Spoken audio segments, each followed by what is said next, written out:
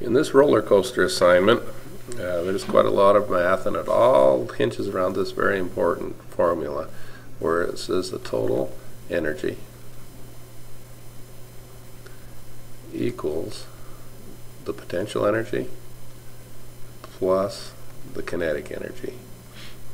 Okay, that total energy right there is always going to be the same no matter where you are on this roller coaster track.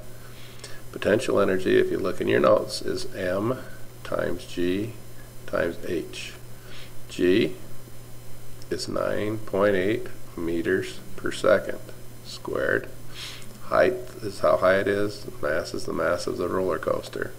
Kinetic energy is mv squared over 2. And what I'd like you to think about is right here at the top, right there, that very point, the velocity is equal to 0. It's just stopped, ready to start rolling down. Down here, this is going to be the bottom, and I'd like to suggest that you make that line h equals 0. In other words, the height of the roller coaster is 0 right at that point. The problem tells you that right at the bottom, this is going at 18 meters per second. That's equal to the velocity at the bottom.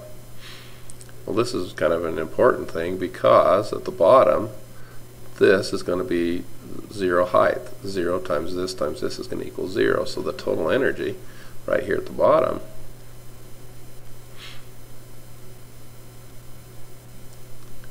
is there's not going to be any potential energy because, like we just said, height is 0.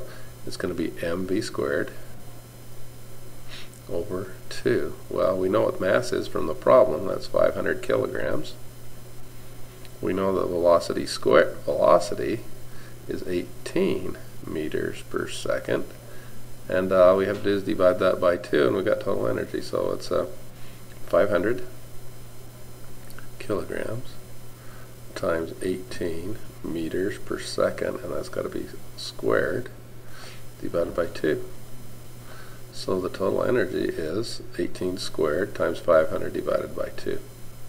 And that's total energy, and that total energy will be the same whether we're at here, anywhere along this roller coaster loop.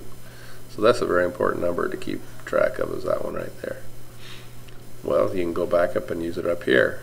At this point where velocity is 0, this goes to 0 because velocity squared is 0, so this whole term goes to 0.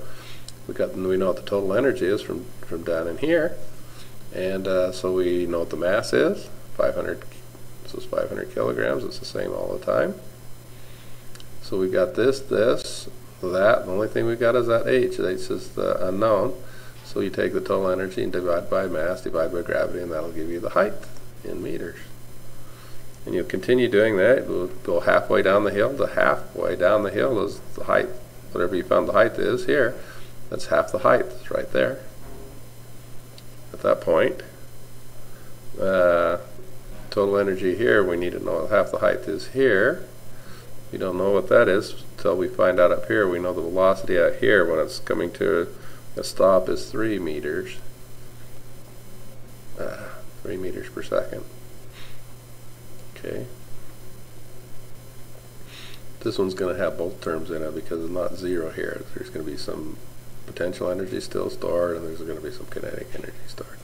You'll just have to work that out, see if you can figure that one out. Hopefully that gives you enough to get started. Alright, good luck to you.